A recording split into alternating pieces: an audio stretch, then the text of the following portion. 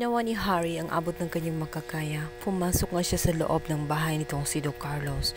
Ngunit sadyang ipagkakaila ng kanyang ama ang akusasyon laban sa kanya. Sinabi nito na walang katotohanan ang lahat ng binibintang sa kanya.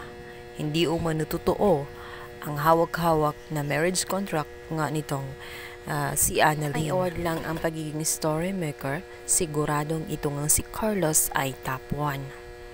Sa kabilang banda, itong si Harry ay magsisimulang magtaka dahil na rin sa mga kinikilos ni Carlos, lalo pat na nagtanong ito at tela ba minamadali siya ng kanyang ama na umalis na dahil gabi na.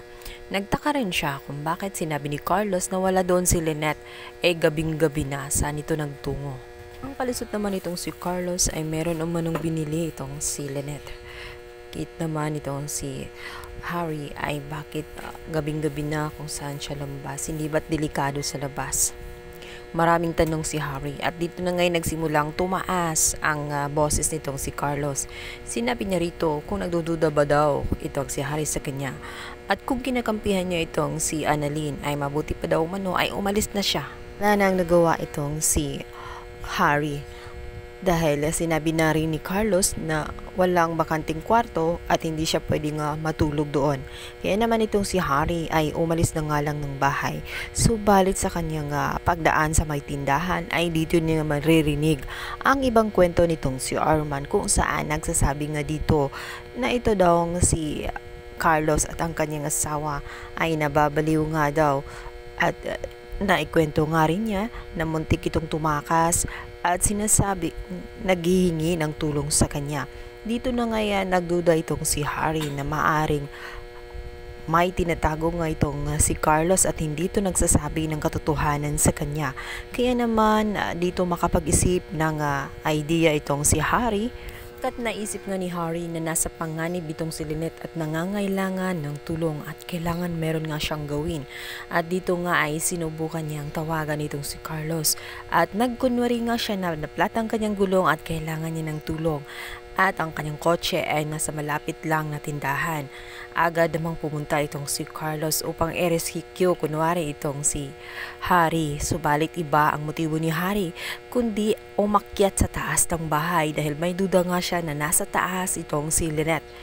At dito nga ay kakatukin ni Harry ang pintuan. Hihina si Lynette dahil kakatapos nga lang ni Carlos na pamububog sa kanya.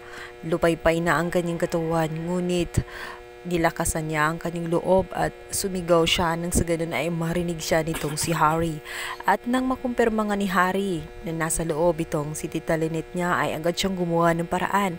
Bumaba pa siya at kumuha ng kutsilyo nang sa ganun ay mabuksan nga ang kwarto na iyon.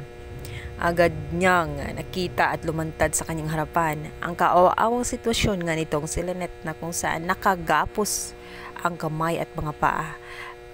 Paiyak na lang si Harry matapos niyang makita itong si Tita Lynette niya at hindi na maiwasang yakapin ito sa sobrang awa sa sarili.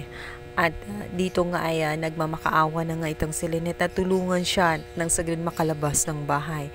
Subalit dito nga ay mahihirapan itong si Harry dahil itong si Lynette ay nanghihina na dahil na rin sa kagagawa ni Carlos na labis siyang nabugbog. Hindi na nga niya kayang tumayo kaya ginawa ni Harry ay kailangan pa niya itong pasanin makalabas lamang ng bahay.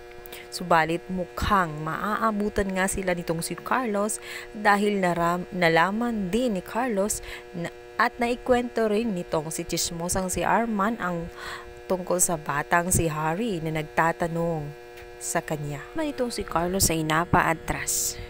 Bumalik siya agad dahil naisip niyang naisan siya ng kanyang anak. Maaring naligtas na nga itong si Lynette. Ating pakaabangan kung maabutan pa sila ni Carlos.